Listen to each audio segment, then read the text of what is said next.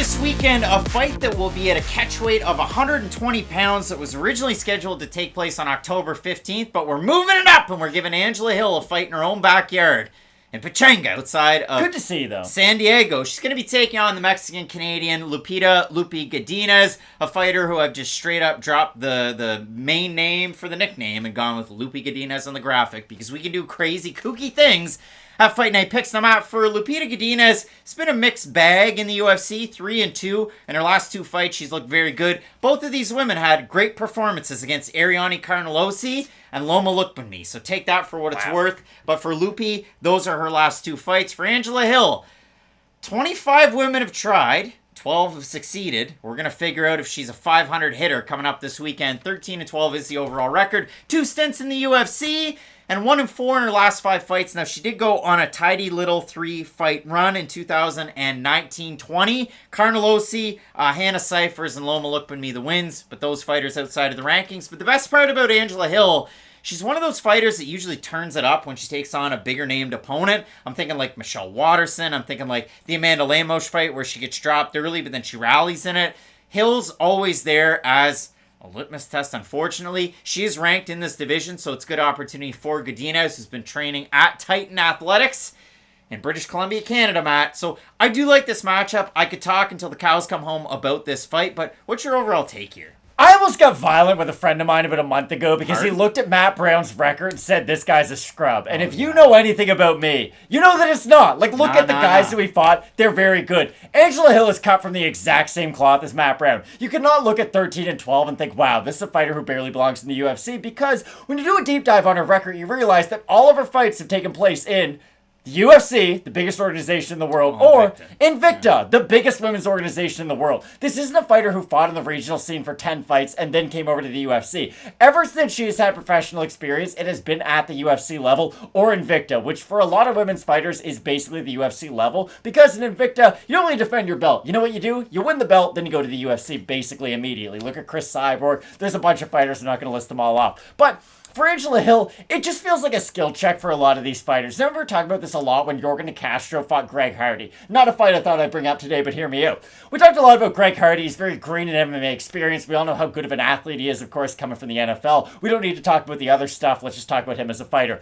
Angela Hill is a unique skill test because hard to knock out, very difficult to finish, is good defensively and pretty much really good takedown defense, except for her last fight. Exactly. Great defensively in pretty much every aspect, and the only way to beat Angela Hill is to almost outthink her in the game. Like when Greg Hardy fought Yorgan De Castro, it was, hey, can you get past the leg kick skill check? It's something everybody has to do in their MMA career before you feel comfortable with them at a ranked level. And that's kind of why Angela Hill is one of the great litmus tests in the UFC, because if you beat her, we kind of know exactly where you fit in the division. You can deal with a volume striker, you can deal with someone who is good defensively, has good takedown defense like you had mentioned, and has good cardio too, because cardio is one of the last things that comes into play for a lot of these great fighters. We see fighters work their way through unranked fighters, getting a lot of stoppages, a lot of finishes early on in fights, but we never know how good they look until they're in that 5-round kind of a fight, or they're in there with someone like Angela Hill who can make a 3-round fight feel like a 5-round fight. I haven't looked at last week as main event. I was pretty confident Jamal Hill was going to win by knockout and look really good, and he did. But there were some, like, iffy spots in that fight for sure. And I think Yuri Prochazka's feeling pretty good about that fight. But I'm sure the champ feels good about every fight in this division in every division. But for Angela Hill, you know what she's going to bring into this cage, where really Lupita Godinez is the one who can change things up. I do think she is the more well-rounded mixed martial artist, but again, she is going to probably need a few takedowns against someone who is lauded for their takedown defense throughout their career. You look at it for Godinez, she has the fight against Jessica Penne, loses by split decision, very close, so on and so forth. She does get a win, and then she takes a super short notice fight against a really, really tricky fighter in Luana Carolina, up a weight class, and she tries to put the wrestling shoes on, does great in the first round, and then gasses out in the second round. And there's a lot of different things that you can point to, but this is a stat that I found absolutely wild on Lupita Godinez. Women's strawweight division has been around for a while, right? Has been. UFC 185 was the first title fight, official title fight between Carla Esparza and Joanna. Lupita Godinez is already 5th all-time in women's strawweight history for takedowns landed. 21 of them. She's one behind Tatiana Suarez. That's crazy. Tatiana has like 3 fights, though. It's almost crazier for Tatiana. You don't have to neg the point, but when I do look at this one, Matt, for Godinez, it very much is a wrestle-heavy, grapple-heavy type of attack. And when you look at it when she's striking, 1-2, 1-2, close the distance, the occasional leg kick, but it really is power over volume. It really is power into the takedowns, try and get you down to the mat, ground you out with the ground and pound. Submission or finish over position for Godinez, but it works out. She has a strong upper body. And if you do look at it in a matchup like this, Angela Hill, the last thing to go, we always say, is power. But her takedown defense has always been so darn good.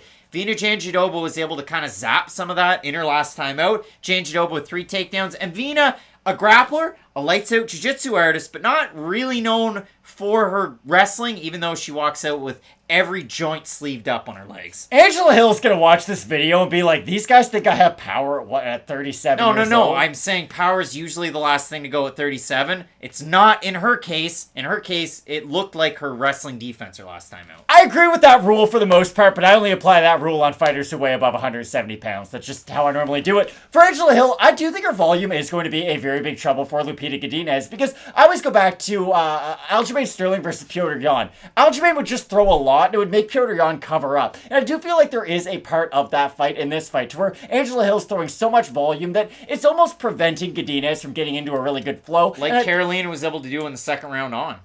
Just with Carolina, I don't look at her as nearly as technical of a fighter as Angela Hill. With Angela Hill's on, she's got good front kicks, great volume, good Muay Thai combinations too, and a nice clinch game. And that's what I'm interested to see in this fight too, because their clinches are used in very different ways. Angela Hill offensively with knees and elbows, of course, whereas Godinez is going to use that clinch to try to initiate some of her scrambles and some of her own takedown attempts. So I think that's probably going to be the most interesting part of the fight. But I'm still curious to see how Godinez is able to get in of the striking range of Angela Hill, even though Angela Hill is at 37 years of age. So I do expect that output and that cardio to start to diminish over time. Backyard fight for Hill. She's on a 3-fight losing streak. She's a plus 200 underdog. Godinez minus 250. This fight was moved around on short notice. Over under on this fight. The Topology votes, surprise to us as they are to you.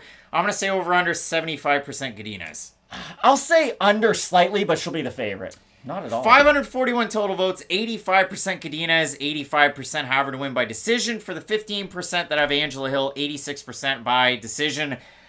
I mean, listen, kind of a close, San Diego, you're going to get a pop for either fighter, I would assume. I was going to ask you that. Do you think Angela Hill's going to get a big pop from the crowd? Because I think she will, honestly. I genuinely think her and Dominic Cruz she's a are going to be the transplant loudest ones. East Coast to Alliance, so Been there there for a is long that. time, too. I think Loopy Godinez gets the win in this matchup. I think the wrestling advantage is there. I like the motor on Godinez. I like it at 115. I like a full training camp. But this fight's actually at 120 pounds. Remember that. It's not actually at 115 because this one was scheduled for October and then they moved it sooner. I don't really know why they did it. They just rescheduled it. So if somebody wants to drop that bit of nugget down in the comments section, help with the B-Dub-Dubs facts, no sponsor.